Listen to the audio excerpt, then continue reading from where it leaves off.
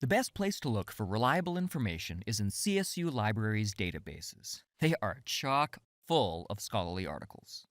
But the free web, which is what we call the parts of the web you can access through search engines like Google or DuckDuckGo, isn't exactly devoid of information. It's pretty much the Wild West in there, though, because anyone with access to a computer can publish whatever they like. So, lots of weird, and also lots of good stuff. Now imagine finding a mushroom growing in the city dump. Could be poison, could be dinner. Probably want to identify it before serving it to your mother. Same deal with information you find on the web. You'll want to check it for the 5 signs of accuracy before using it in your paper. They work, well enough, especially if you use them together. 1. Objective language. Does the author describe things as they are, as opposed to what you or I might feel about them? For example, on the first floor of Morgan Library, there is a coffee shop called Morgan's Grind, where you can purchase coffee. That sentence was written using objective language. Note the absence of my opinion. Now let's try again with some not-so-objective language. Morgan's Grind, located in the first floor of Morgan Library, has the most amazing coffee in the universe. Both sentences include the same facts, but the second one reveals my prejudices. That's not inherently bad, but if I'm writing something that's supposed to be serious research, it calls my objectivity into question. It can make me seem unreasonable, and although an unreasonable person isn't necessarily wrong, they aren't noted for their even-handed treatment of complex issues either. It's a red flag. 2. Corroboration. Does the information agree with what you already know or with other documents you've found? If not, it warrants a closer look. Information that stands out like that usually belongs to one of 2 extremes.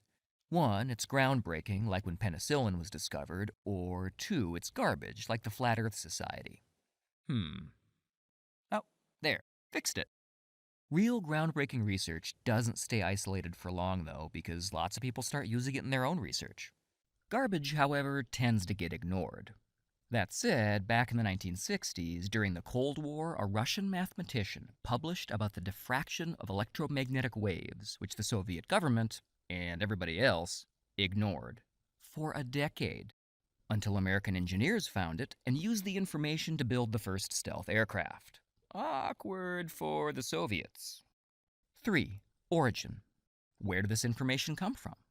A well-respected organization like the Mayo Clinic, or from somewhere you never heard of? Is the author an expert in the field, with the appropriate advanced degrees and a matching job title? Because sometimes an expert in one field will write about something in another, like a physicist writing about education.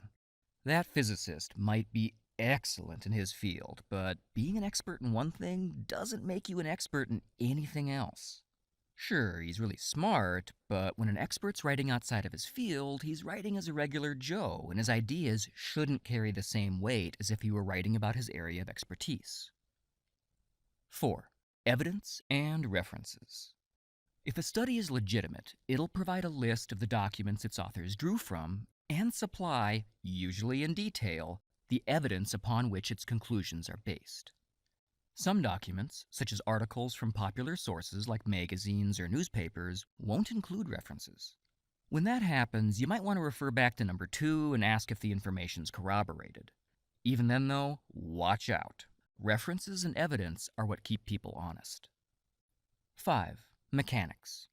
Little things like spelling and punctuation count. They show attention to detail. A writer whose work is full of mechanical or grammatical errors is a writer who doesn't pay attention to detail, or who is maybe working way too fast. Either way, it's not a confidence builder.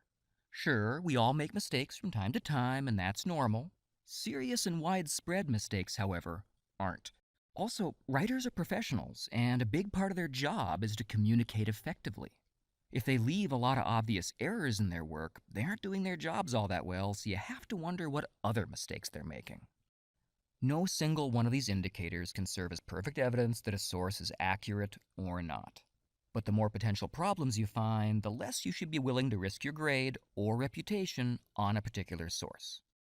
And yes, determining accuracy takes work. But don't forget, Morgan Library's help desk and Ask Us chat service exists to help you with precisely this kind of problem.